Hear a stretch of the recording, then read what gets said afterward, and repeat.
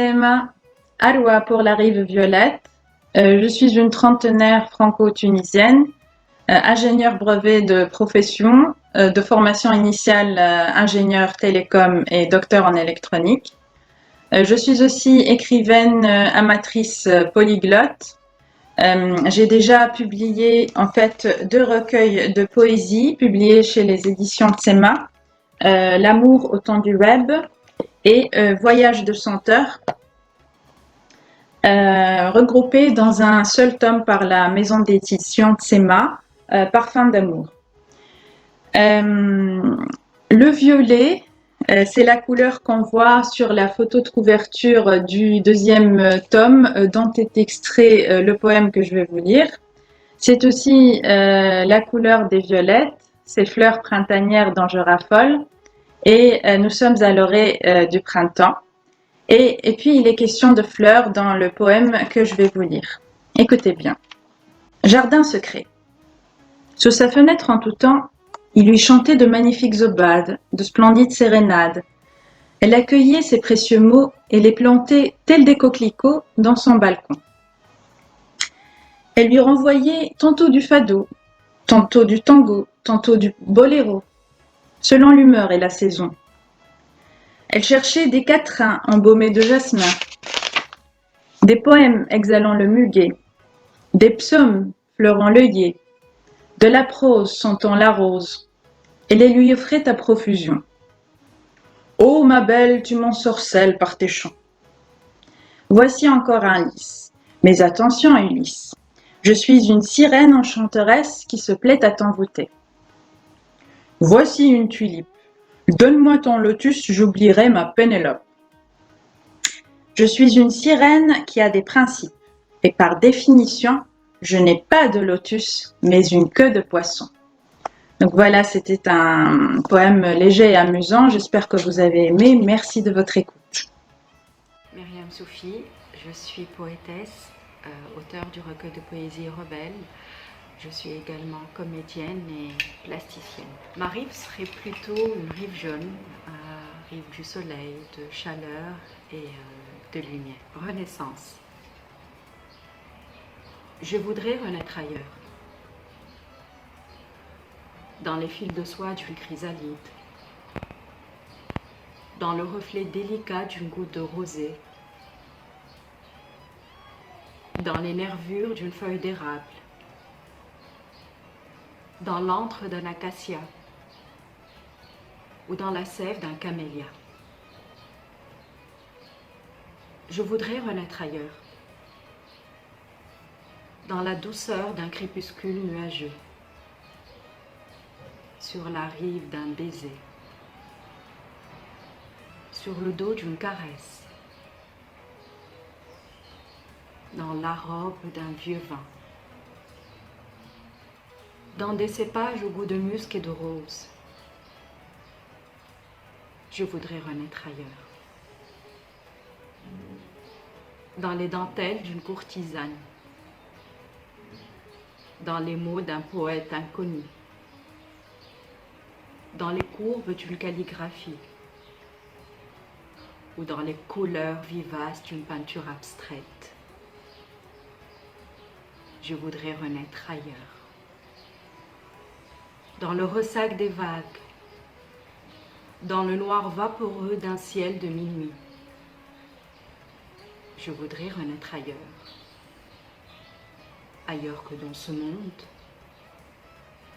ailleurs que dans cette vie. Moi, fille de l'hiver, née un jour de pluie. Imen Moussa, auteur de Il fallait bien une racine ailleurs, poétesse et amoureuse des mots et de la beauté.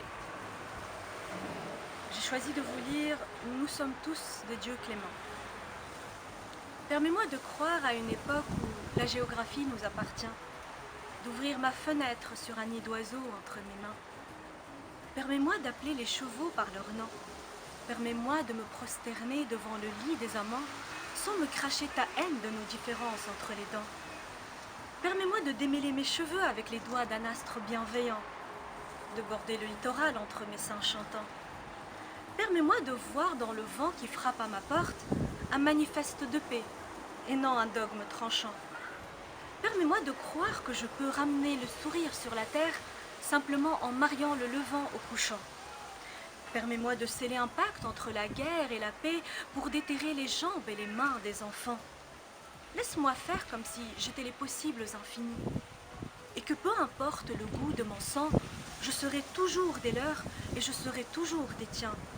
Tu sais bien que l'opposition entre ton père et le mien n'est que la guerre des cieux d'avant les temps. Et que tout ça, ça ne nous regarde pas. Tout ça, ça ne nous regarde pas parce que toi et moi, mon frère, toi et moi, nous ne sommes ni d'Ève ni d'Adam.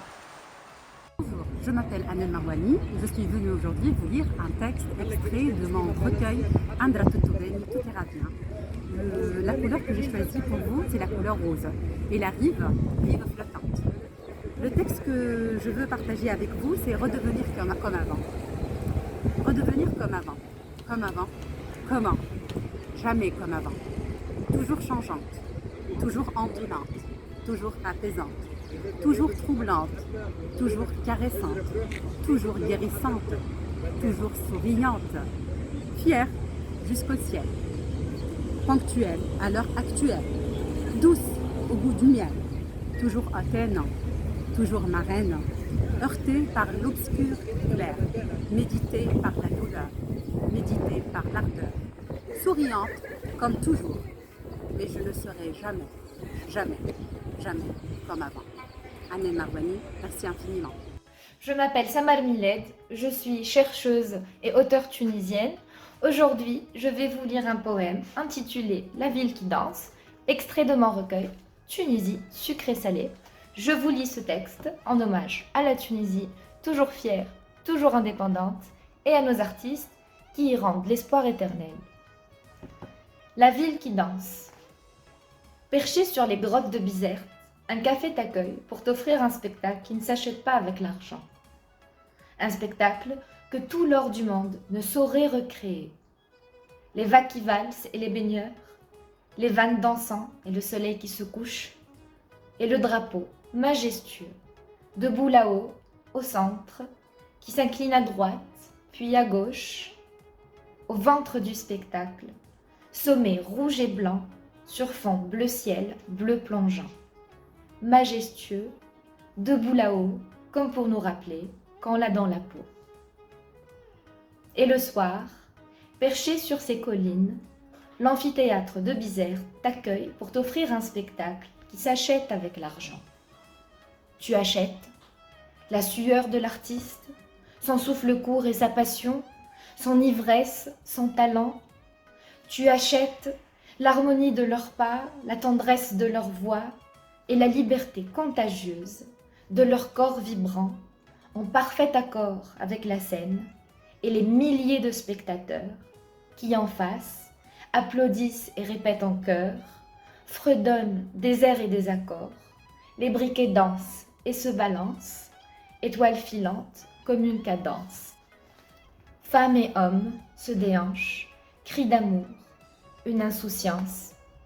Le vent du port s'invite à la fête, vole nos cheveux et nos foulards, et sur la scène, sonnent les trompettes, et vibrent leurs silhouettes.